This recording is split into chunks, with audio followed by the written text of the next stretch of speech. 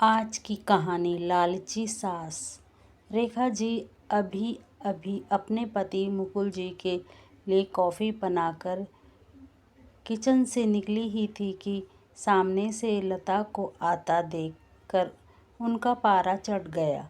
रेखा जी, जब सारा काम हमें ही करना है तो तुम्हारा क्या काम है यहाँ? तुम्हें पता नहीं है कि हमें सुबह उठते ही कॉफ़ी पीने की आदत है। लता माँ जी, मैं आ ही रही थी, लेकिन रवि को जल्दी ऑफिस जाना था। उनके कपड़े प्रेस करने में टाइम लग गया। रेखा जी, बस हर बात में बहाना पहले ही तैयार रहता है। लता को शादी करके आए अभी केवल 4 महीने ही हुए थे। यहाँ आकर उसे ऐसा लगने लगा था जैसे किसी जेल में आ गई है। उसे कहीं जाना हो तो परमिशन लेनी पड़ती थी। कोई गलती हो जाए तो पनिशमेंट मिलता था। सास, ससुर और पति तीनों ही एक सुर में उसका विरोध करते थे। कभी कभी तो मन करता कि यहाँ से भागकर अपने पापा के घर चली जाए, लेकिन पापा हार्ट पेशेंट हैं। यह सब उन्हें पता लग गया तो न जाने क्या अनर्थ हो जाएगा, यही सोचकर सब बर्दाश्त करती रहती थी। लता ने जल्दी जल्दी सबके लिए नाश्ता बनाया। उसके बाद रवि को टिफ़िन पैक करके दे रही थी, तभी रवि ने आवाज़ दी, रवि, लता क्या कर रही हो? इतना टाइम नहीं है मेरे पास। कार चला के नहीं जाना है। मेट्रो में कितना समय लगता है तुम्हें पता है? ज़रा सा लेट पहुँचो तो ऑफिस में सुनना पड़ता है। रवि की एक एक बात इस बात की ओर इशारा था कि उसके पिता ने कार नहीं दी थी, लेकिन वह अब सब सुन लेती है। पिता को कैसे बताए कि जिन्हें आपने उसका जीवनसाथी चुना था वह पैसों का लालची है। एक दिन शाम को रवि घर आया तो उसने अपने पापा से बात की। रवि, अब मुझसे नौकरी नहीं होती। वो आपके पुराने दोस्त शर्मा जी मोटर पार्ट बनाते हैं। मैं चाहता हूँ कि उसकी सप्लाई शुरू करूँ। पापा, लेकिन बेटा, उसके लिए तो कम से कम 10 लाख रुपए चाहिए होंगे, वो कहाँ से आएंगे? रवि, वही सोच रहा हूँ। तभी लता चाय बनाकर लाती है। रवि, लता, तुम अपने पापा से कुछ पैसे उधार ला सकती हो? लता का सब्र जवाब दे चुका था। रोज रोज के तानों से दुखी होकर उसने जवाब दिया, लता, रवि, मेरे पिता के भरोसे मत रहना। उन्होंने मेरी शादी करके अपना फ़र्ज पूरा कर दिया।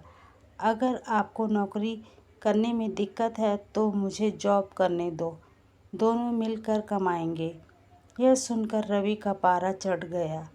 रवि, क्या बकवास कर रही हो? ज़्यादा जुबान चलने लगी है। रवि, मैं बहुत बर्दाश्त कर चुकी हूँ, इसलिए मैंने जॉब करने का फ़ैसला किया है। रवि, नहीं, हमारे घर में यह सब नहीं होता। तुम्हें जॉब करनी है तो अपने घर चली जाओ।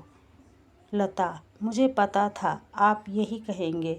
मैंने वकील से बात कर ली है, मैं जल्द ही तलाक ले लूँगी। यह सुनकर रवि और उसके पिता के हाथ पाँव फूल गए। तभी रेखा जी वहाँ आ गई। रेखा जी, देख लिया बहू को सिर पर चढ़ाने का नतीजा। निकाल दे इसको घर से बाहर। लता, ठीक है, मैं पुलिस को फ़ोन कर देती हूँ। आप मेरा सारा सामान और दहेज वापस कर दीजिए। साथ ही हर महीने अपने पति की कमाई का आधा हिस्सा मैं कोर्ट से ले लूँगी। इस मकान में भी मेरा हिस्सा है। आधा मकान मेरे नाम पर कीजिए। रेखा जी, सुनो, ये क्या कह रही है? मुकुल जी, बेटी ऐसी बातें क्यों कर रही है? आज के बाद हम तुझसे कभी कुछ नहीं कहेंगे, तू अपने कमरे में जा।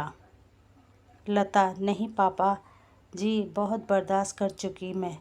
अब मुझसे ये दिन भर के ताने बर्दाश्त नहीं होते। आप लोग इतने लालची होंगे ये मैंने कभी सपने में भी नहीं सोचा था। रेखा जी, इसके बाप को फ़ोन करके बुलाइए। इसके मुंह लगने से अच्छा है उनसे डायरेक्ट बात करते हैं। लता, माँ जी, मेरे पिता हार्ट पेशेंट हैं। अगर इस बात को सुनकर उन्हें कुछ हो गया तो इसके जिम्मेदार आप लोग होंगे।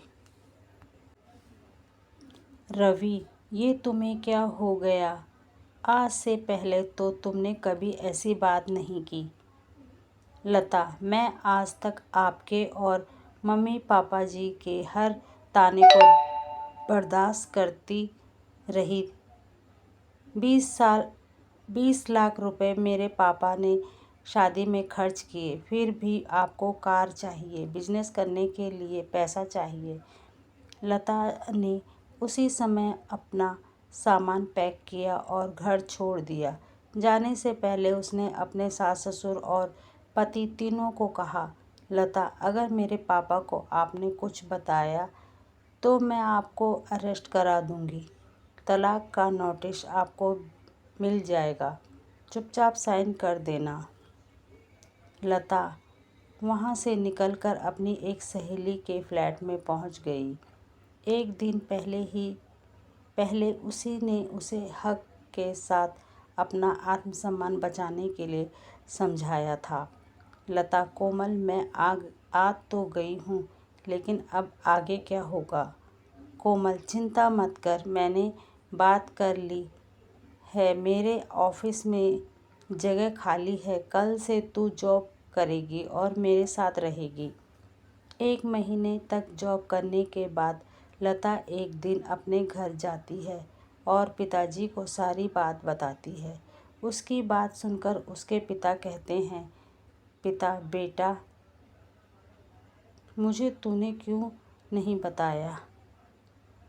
लता, पापा, आपने मेरे लिए बहुत कुछ किया है। अब मैं आपको परेशान करना नहीं चाहती थी। पिता, बेटी, मैं इतना कमज़ोर नहीं हूँ, तू चिंता मत कर, घर आ जा। लता, नहीं पापा, मुझे कुछ समय दीजिए, अपने पैरों पर खड़ा होने दीजिए, अपनी एक पहचान बनाने दीजिए।